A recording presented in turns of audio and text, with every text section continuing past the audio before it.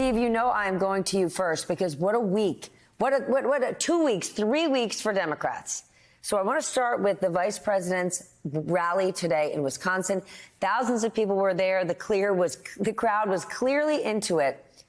But just 2 days ago, Democrats were basically demoralized, discombobulated. Many seemed like they were in despair. That is clearly not the case. It has been such a turnaround. What are you hearing? How are you feeling? And what are others within the party telling you? Well, Steph, I spent the day with many of my former colleagues in the Congress, and I have to say the mood is buoyant, jubilant. You saw in the crowd today in Wisconsin. You said it best, Stephanie. They were fired up. I will say this about the speech. You know, these speeches, particularly of this magnitude, are not spontaneous. They are very carefully constructed, very carefully written, and generally crafted in order to achieve certain strategic imperatives. And today, Kamala Harris achieved those imperatives flawlessly. Number one, in Wisconsin, as you mentioned, a battleground state, a must-win for Democrats. On the heels of the Republican convention, how ironic that the Republicans thought they would get a bounce coming out of their convention. No, actually, Kamala Harris now has the bounce, according to recent polls.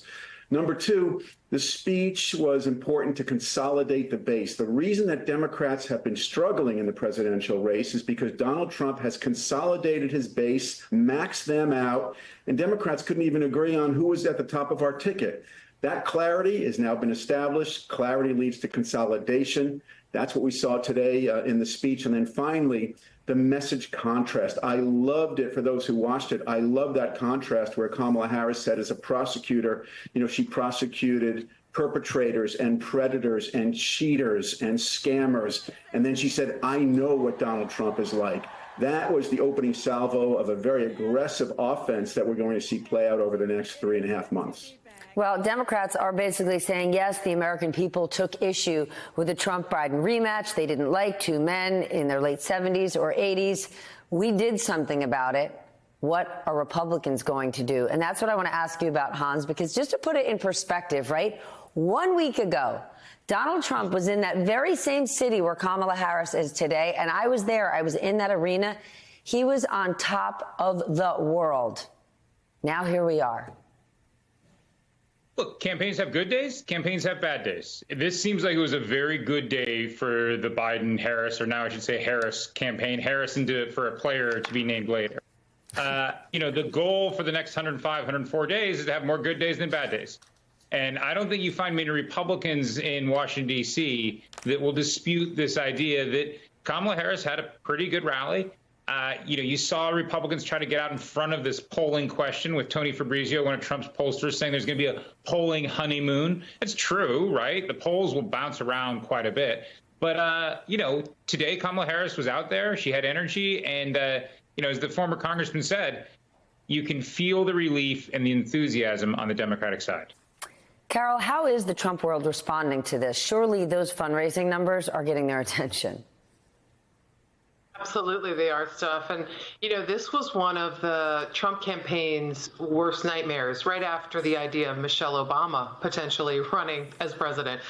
Their worst nightmare was that Biden would step down. And they were rooting against it and hoping he'd stay because their playbook was designed around fighting Sleepy Joe, you know, and making fun of his stutter or making fun of his stilted walk and describing him as not strong, whereas Trump was bombastic and a fighter. And so now their plan is to try to figure out, okay, how are we going to attach her to the Biden legacy that we've been basically trashing? How are we going to constantly associate her with the failures we've tried to cast as Biden's responsibility? You know, sluggish in their view, you know, worries about economic futures. That's Biden's responsibility. Now they're going to try to tag Kamala with it. Their other important strategy was revealed a little bit in a scolding that House Republicans had, which was House Republican leaders said to their members, stop talking about her race and her gender. The idea was we don't want to be talking about anything but our record versus her record, our record versus the Biden record. And obviously, Trump campaign is going to tap into a lot of people who are worried about a female president, tap into people who are concerned about a minority president taking over the country, which made a lot of Republicans very nervous, a Republican base nervous when Obama was elected. But they don't want to be overt about that. Well, some of them already are, because we have seen Republicans bring race into the conversation when it comes to VP Harris. I want to share just one example.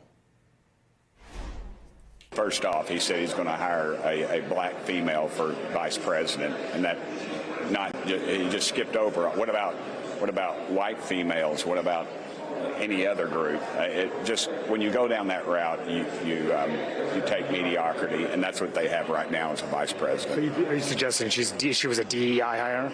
100%. She was a DEI hire. 100% a DEI hire. That right there is Tennessee Congressman Tim Burchett calling Vice President Harris a mediocre DEI hire. So I want to get this straight. Whatever policies she puts forth, whatever her platform is going forward, let's talk about what she has done. Kamala Harris was the district attorney of San Francisco, the attorney general for the state of California, a U.S. senator, and she is currently the vice president of the United States of America. The man who called her a mediocre DEI hire, Tim Burchett, well, who's he? He's a longtime state lawmaker, and then he became a congressman. In Congress, he challenged the results of the 2020 election. After a school shooting in his state last year, he said there is no role for Congress to do anything about mass shootings. And he openly said he believes that not only does the U.S. have a UFO, it is currently trying to reverse engineer it. That right there is the man who is calling the vice president a mediocre DEI hire. Steve, how does the campaign handle these kind of ridiculous, baseless, targeted attacks? Yeah, look, it's inevitable. Barack Obama went through it. Michael Dukakis went through it in 1988. Remember the Willie Horton ad? When Republicans can't talk about issues like a woman's right to choose, they're going to resort to dog whistles and coded words and racially tinged rhetoric. You just have to power through it. They know it's coming. But here's the risk that I think Republicans take when they do this. As I said earlier, they have maxed out their base. You can't, the MAGA base is at nuclear energy levels. They can't get any hotter. When you engage in that kind of rhetoric, you tend to antagonize the moderate suburban voters, the swing voters who reject that kind of rhetoric in the suburbs of Milwaukee, the suburbs of Pittsburgh and Pennsylvania, the Maricopa County, Arizona. Those moderate swing suburbs tend to reject that kind of language. And so the Republicans may use that in order to keep their base intact. They're never going to lose any element of their base. But if they continue this route, people will see through it, and they risk pushing those moderate Republicans and moderate Democratic voters and independent voters to the Democrats, who will be litigating not based on those code words, but based on reproductive freedoms. And House Republican leaders are well aware of this risk because, as Carol mentioned, now they're telling their members to focus their comments about Harris on her record, not her race. The fact that they're doing that, Hans, A, what does that tell you about where we are? And B, do you actually think it'll happen? Because it was a week ago. Remember the Trump campaign saying we're going to get a message of unity, things are going to be toned down. And then we got something very, very different from Trump. Yeah, one thing I'm not going to do on this show is to predict what Republican members of Congress are going to say about Kamala Harris for the next 105 days. That I can guarantee you. I think to Congressman Israel's point, former congressman, excuse me, but still a congressman, we call him that, we pay him the respect. He's talking about the Nikki Haley voters, right? And this is so clear that what the sort of Trump and Republican campaign want to do is appeal to those Nikki Haley primary voters. Now, I'm going to leave it up to them on the best way to do that and the best rhetoric to do that. It doesn't seem obvious to me how the congressman's rhetoric would achieve that goal, but I'm going to leave that to him.